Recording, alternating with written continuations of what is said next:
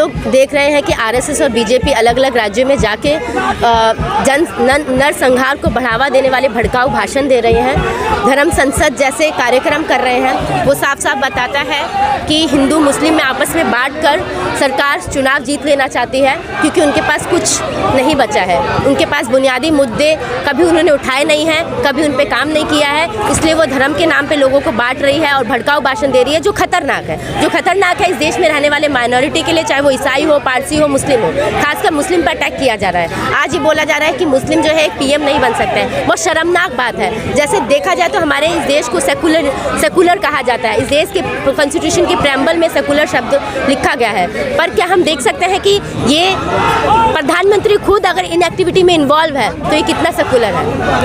अगर बीजेपी चलती है तो वो आरएसएस के इशारों पे चलती है। तो आपका क्या मानना है कि जो किसके शह पर हो रहा है, अभी तक उनकी गिरफ्तारी नहीं हुई है, फिर छत्तीसगढ़ में भी गए, उन्होंने और कॉल दिया कि डासना में भी ऐसा करेंगे धर्म संसद। देखिए, सीधा आरएसएस के शह पर क्या आरएसएस इसको बढ़ावा दे रही है। आरएसएस ये चाहती है कि उनकी जो सो कॉल्ड विचारधारा है कि वो माइनॉरिटी और दलितों को दबा के रखेगी और उसमें कुछ ऊंचे जाति के जो लोग हैं वो इस देश में राज करेंगे।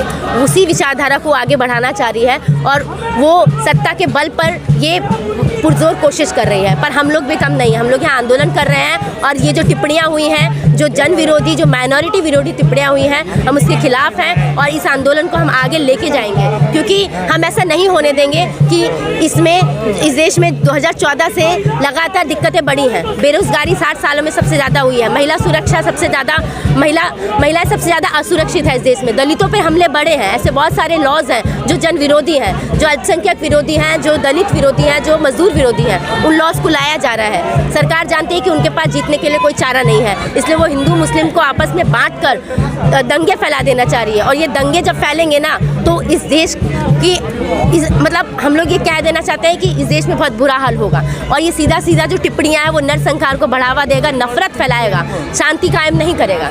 जिस तरीके से ये मामला अब सुप्रीम कोर्ट में पहुंच रहा है, कुछ वकील हैं और रिटायर्ड जज हैं, उन्होंने चीफ जस्टिस को खत भी लिखा है कि इस पर स्वयं संज्ञान लें। आप कैसे देख रहे हैं? देखिए, हम लोग इतिहास में देखते आए हैं। अभी के अगर हम रिसेंट जजमेंट देखेंगे तो क्या सुप्रीम कोर्ट से हम लोग सवाल करना चाहते हैं, क्या जब अयोध्या का मामला था तो क्या उन्होंने निष्पक्ष जांच की थी? क्या उन्होंने निष्पक्ष अपना फैसला सुनाया था? तो जब सरकार और सुप्रीम कोर्ट जब इसमें इन्वॉल्व भी होगी तो वो क्या करेंगी? क्या उन्होंने ऐसे बहुत सारे मुद्दे रहे हैं जो बहुत सेंसिटिव थे, बहुत ज़्यादा धर्म के मुद्दों से संबंधित थे, तो क्या सुप्रीम कोर्ट को पहले इस पर ऐलान नहीं उठाना चाहिए था? क्या इसमें सतर्कता नहीं बरतनी चाहिए थी? अब हम सुप्रीम कोर्ट को चाहे 100 पत्र लिख दें, उससे क्या होगा? और वैसे भी हमें न्यायपालिका पर विश्वास नहीं है, क्योंकि न्यायपालिका का चरित्र भी हम लोग देख चुके हैं कि किस तरीके से वो भी ब्राह्मणवादी है, किस तरीके से वो भी बीजेपी के पक्ष में ही अपने निर्णय देती आई है। इसलिए हमें अपने आंदोलन पर भरोसा है और इस आंदोलन को हम लोग आगे लेके जाएंगे। हमारे साथ हमारी वीडियोस देखने के लिए बेहद शुक्रिया। मिल्लत टाइम्स की खबरें पढ़ने, सुनने और देखने के लिए गूगल प्ले स्टोर से ऐप डाउनलोड करें। यहां आप उंगली की क्लिक में पढ़ सकते हैं 4 ज़बानों में न्यूज़, उर्दू, हिंदी, अंग्रेजी, बांग्ला। आप ऐप पर मिल्लत टाइम्स की वीडियोस भी देख सकते हैं। अगर आप YouTube पर देख रहे हैं तो रेड बटन को दबाकर चैनल को सब्सक्राइब करें और बेल आइकन ज़रूर दबाएं। फेसबुक पर देख रहे हैं तो पेज को लाइक और फॉलो ज़रूर करें। ट्विटर और इंस्टाग्राम पर भी मिल्लत टाइम्स को फॉलो करें। मिल्लत टाइम्स की स्टोरीज हासिल करने के लिए टेलीग्राम और व्हाट्सएप पर बराह रास्त हमारे साथ जुड़ सकते हैं। हमारे काम से आप मुतमईन हैं तो इसे जारी रखने और मजबूत बनाने के लिए हमें सपोर्ट करें।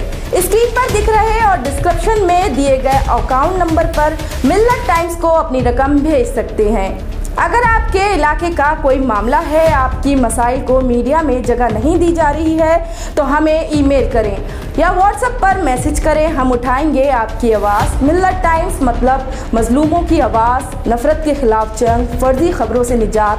www.millettimes.com। मिल्लत टाइम्स को आपकी ज़रूरत है, हमारी आप माली मदद करें। हर महीने सिर्फ 100 रुपये और 1 साल के लिए 1 साल सिर्फ 1000 रुपये।